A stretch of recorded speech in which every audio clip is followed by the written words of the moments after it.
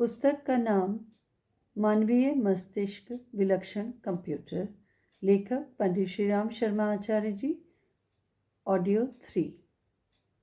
अतीन्द्रिय चेतना का मानवीय सत्ता से अस्तित्व स्वीकार किए बिना इन भविष्यवाणियों का और कोई कारण नहीं रह जाता।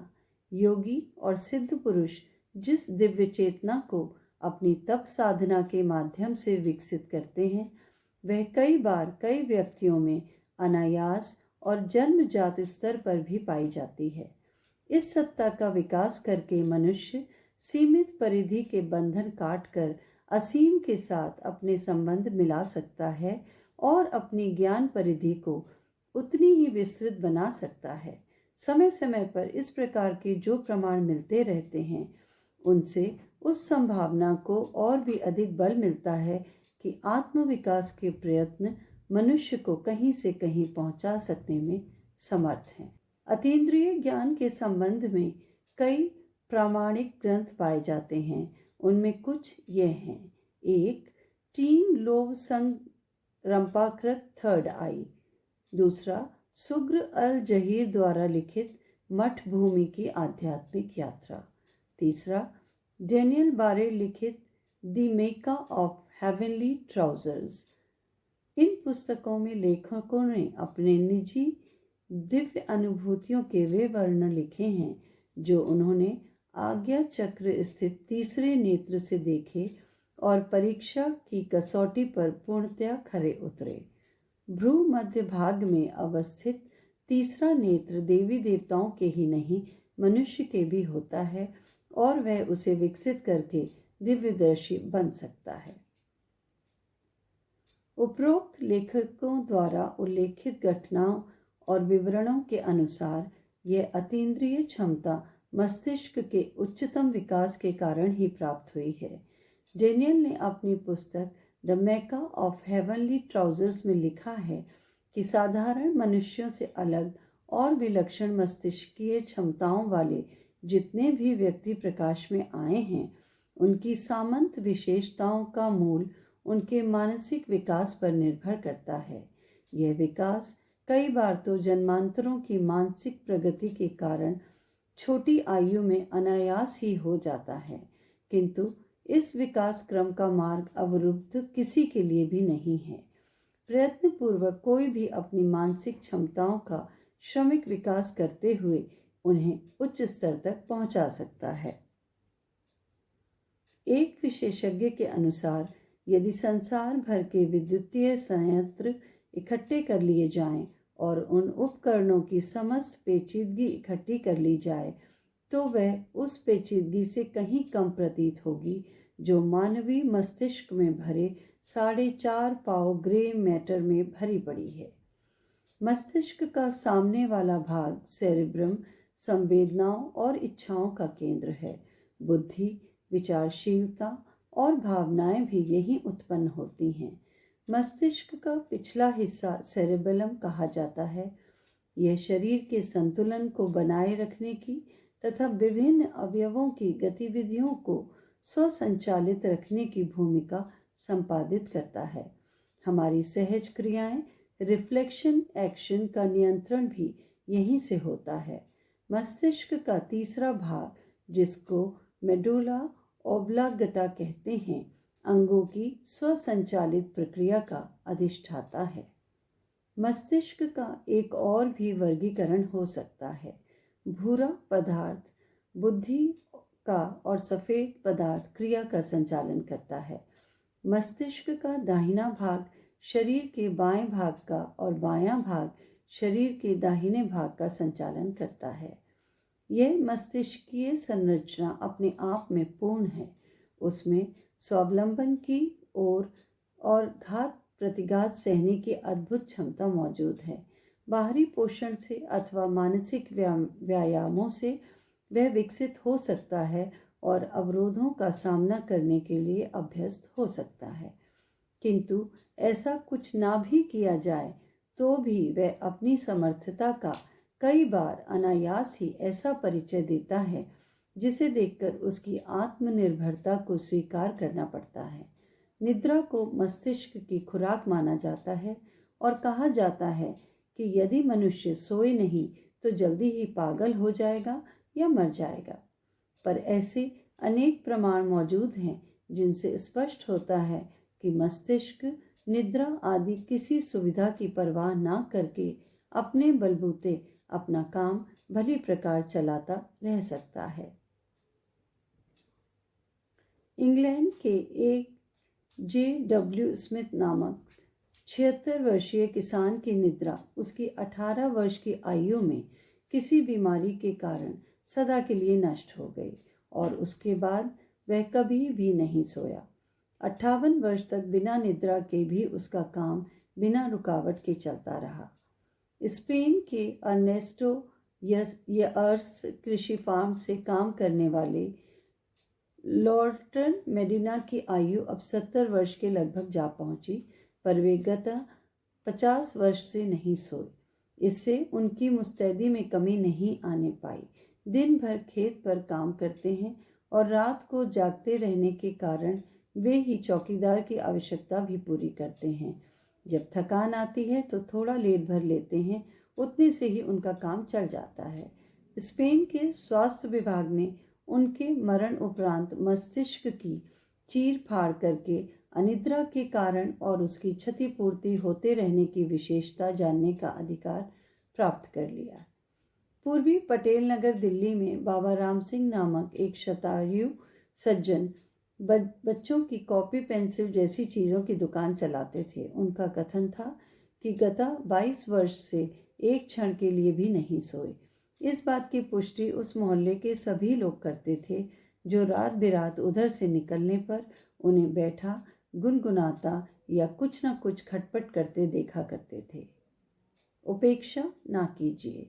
फ्रांसीसी वैज्ञानिक प्रोफेसर डेल्गाडो ने बताया है कि नसों में रक्त चढ़ाने जैसा ही सहज कार्य मस्तिष्क इच्छानुकूल आदतों का प्रवेश करा सकना भी है और अगले ही दिनों यह सहज संभव होगा कि प्रवृत्तियों और अभ्यासों की वैसी ही काट छांट की जा सके जैसे अभी फोड़े फुंसियों की होती है।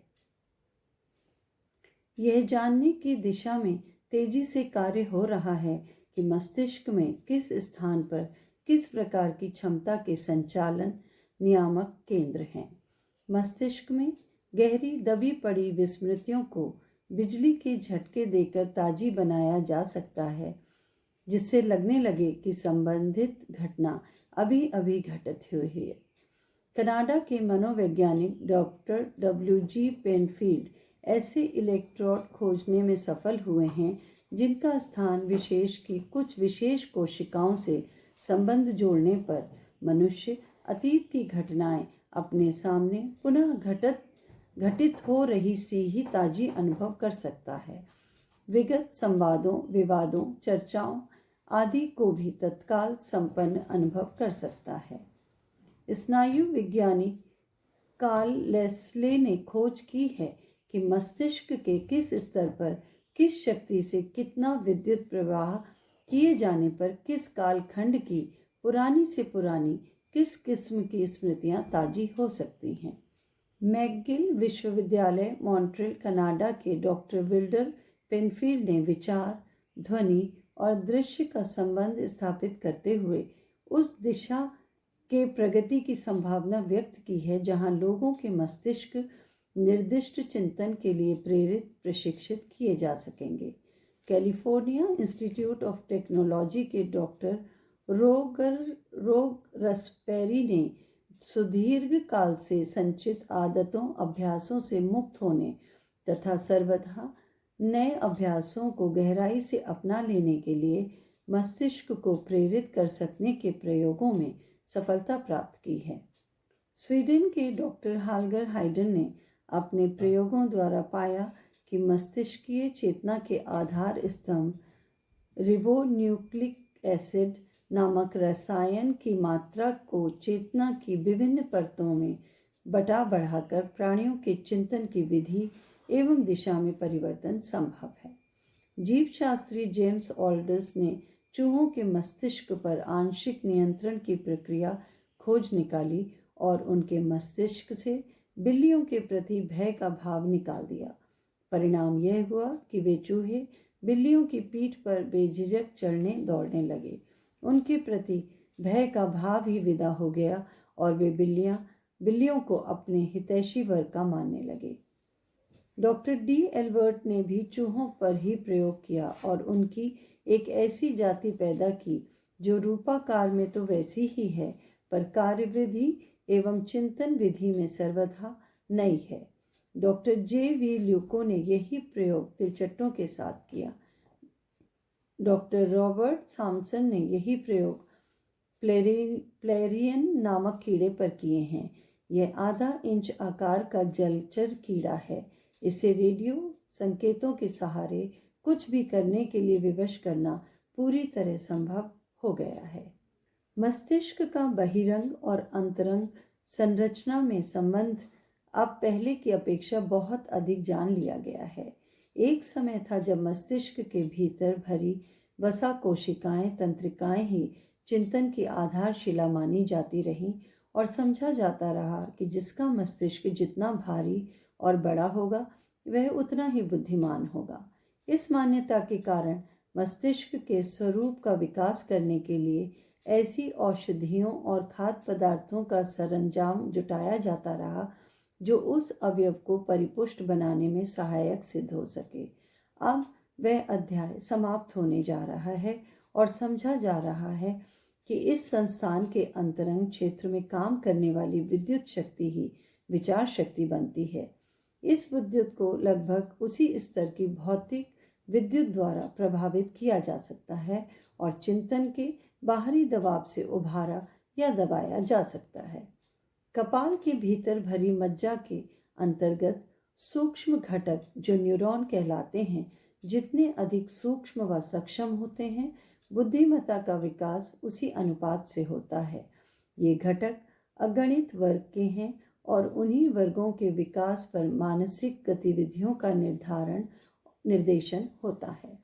समझदारी का संबंध इस बात से है कि ये सूक्ष्म घटक न्यूरॉन कितने हैं और परस्पर कितनी सघनता से संबद्ध हैं। मानव मस्तिष्क में प्रायः 1 खरब 4 अरब न्यूरॉन होते हैं। प्रत्येक न्यूरॉन स्वयं का काम तो करता ही है, दूसरे न्यूरॉनों के कार्य में भी भारी योगदान करता है। मनुष्य की बुद्धिमत्ता पिछले 10,000 वर्षों में लगातार बढ़ी है, किंतु उसमें मस्तिष्क के आकार और भार में कोई खास फर्क नहीं आया है। यदि वजन और विस्तार के अनुसार बुद्धिमत्ता होती, तब तो अब तक मस्तिष्क आदमी के शरीर का बहुत बड़ा हिस्सा बन गया होता। मस्तिष्कीय कणों का मध्यवर्ती न्यूक्लिक एसिड रासायनिक बैटरी का काम करता है तथा मस्तिष्क में विभिन्न प्रकार के विभिन्न स्तरों के संवेग और संवेदनाएं एक विद्युत संवेग के रूप में उत्पन्न करता एवं उस विद्युत संवेग को नियंत्रित भी करता है। इस न्यूक्लिक अम्ल के समुचित उत्पादन के लिए मैग्नीशियम पेनिसिलिन खोजी गई है। कैंसास विश्वविद्यालय के रसायनवेत्ताओं ने कुछ प्रोटीन एटम्स भी इसी हेतु ढूंढे हैं। मस्तिष्कीय कोशिकाओं के अलावा संबंध सूत्रों को जोड़ता है एक विद्युत प्रवाह। यह प्रवाह मनश्चेतना की इच्छानुसार मस्तिष्क की विभिन्न परतों में तीव्र गति से कौंधता है और अरबों कोशिकाओं में बिखरी पड़ी क्षमताओं की स्मृतियों में से अमुक क्षण विशेष में आवश्यक तथ्य ढूंढ लाता है। यह विद्युत प्रवाह जितना ही सुव्यवस्थित, द्रुतगामी एवं संवेदनशील होगा, मनुष्य उतना ही कुशल व बुद्धिमान होगा। यह प्रवाह धीमा रुका सा चले तो मनुष्य अस्त व्यस्त, भुलक्कड़, मंदबुद्धि बन जाएगा। मस्तिष्क को मेरुदंड से जोड़ने वाले रेटिकुलर फॉर्मेशन की गतिविधियों को जितनी अधिक मात्रा में समझा और प्रभावित किया जा सकेगा, उतनी ही मानवीय संवेदनाएं नियंत्रित हो सकेंगी। बिना किसी घटना या उपलब्धि में भी इस नियंत्रण द्वारा हर्ष, शोक आदि की अनुभूतियों की तरंगे दौड़ाई और अनुभव कराई जा सकती हैं। मात्र विद्युत शक्ति से, रेडियो ऊर्जा से ही नहीं, यह कार्य रासायनिक पदार्थों, औषधियों के सहारे भी एक सीमा तक संभव हो सकता है। नशे का प्रभाव बहुत पहले ही विदित है। अब रासायनिक पदार्थों से चिंतन को मोड़ने मरोड़ने और इच्छित प्रयोजन की दिशा में घसीट ले जाने में भी सफल बनाया जा सकता है।